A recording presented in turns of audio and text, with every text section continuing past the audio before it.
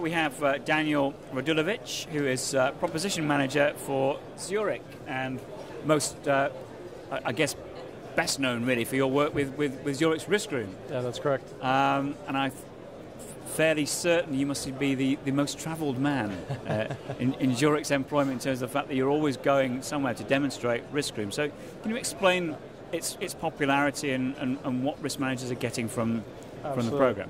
Well, the great thing about Zurich is we're an international insurance company. We have customers all over the world, and a tool like the Risk Room is applicable to those customers regardless of where they sit, whether in Europe, in Latin America, or in Asia. Customers with an international footprint that are looking to either expand globally or just want to understand what kind of risks they face internationally can get value out of something like the Risk Room. And it's a truly unique tool in the sense that it doesn't look at insurable risks. It looks at 81 different country risks like business risks, economic risks, geopolitical risks, things like exposure rising food prices, exposure rising oil prices, political volatility, you name it, pretty much the risks are in there. And the unique thing about having that many risks available to risk managers is that they can take a variety of risks that are relevant to their industry, to their business, a very specific, very customized country risk analysis that's far superior to looking at country credit ratings or various other proxies to measure country risk. And I guess with a tool such as Risk Room, it's only as effective as it's updated.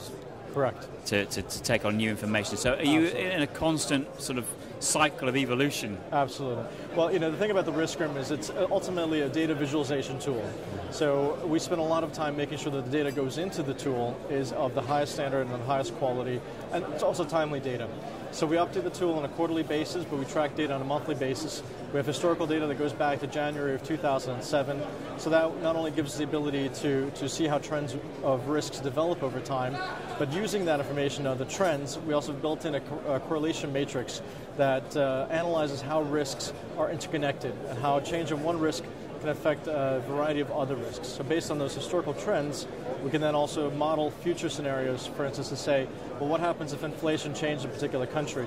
How does that affect social stability, or how does that affect political volatility? And having accurate and timely data is crucial for that process.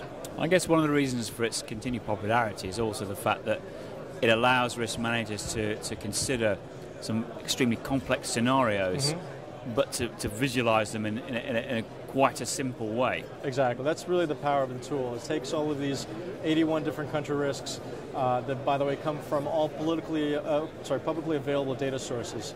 So we use things like IMF, World Trade Organization, World Bank. We have over 24 data sources that we bring together into one location.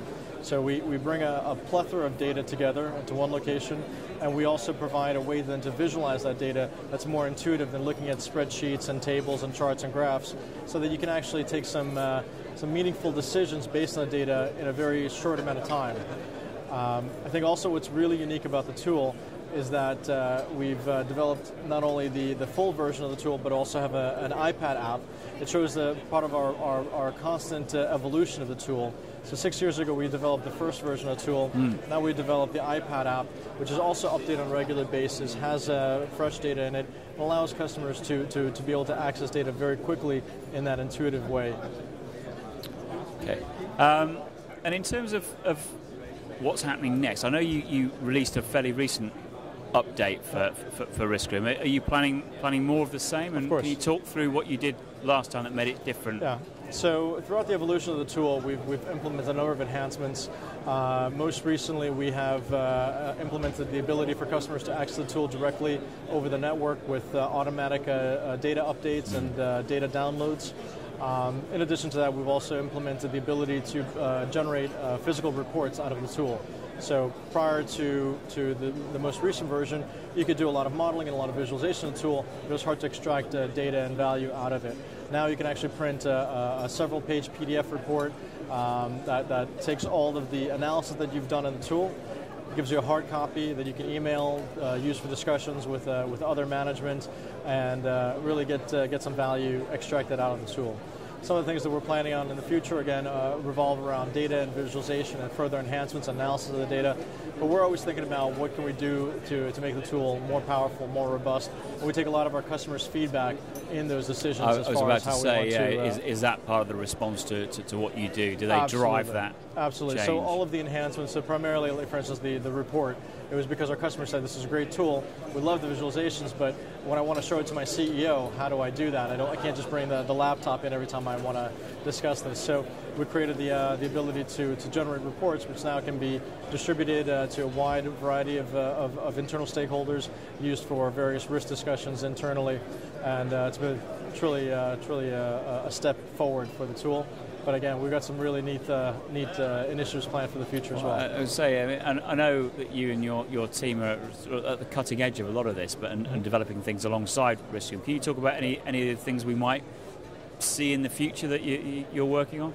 Yeah, so we are working on ways to bring the iPad app and the full version of the tool together. So you'll be able to create scenarios on the full version, save them, and then transport them onto the iPad. So again, giving you another way of sharing information with others in a more easy and a more effective way. Mm-hmm. So as opposed to printing up a PDF report, now you can actually send a scenario to your CEO, to your CFO, to your executive management, and they can then even play around with the data and see what happens if they change a particular risk, how does it affect other risks. So that's one of the initiatives we're planning on, but yeah, we have a long list of initiatives that we'd love to implement. It's all a matter of time and resources. Well, I know part of your job is taking Risk Room, I guess, to new territories and to companies where they've not necessarily seen this type of thing before. What kind of reaction do you get when you demonstrate it to them? It's pretty much unanimous. I hate to brag, but it really is something that is so different and so unique that the response has always been unanimous. People are really just blown away by it. It's something that Zurich never realized initially what kind of impact it would have, because we initially created it for our own purposes. Yeah. And as soon as we sort of let the door open and let people see it, from 6 years ago to today, the response has been very unanimous. People are really impressed with the amount of work that's gone into it, with the amount of data and the amount of information the tool provides. But beyond the amount, it's also the way that it presents it in that intuitive way that makes it easy to understand how rising oil prices could be connected to social instability, or how fiscal risks can lead to skills migration and things like that.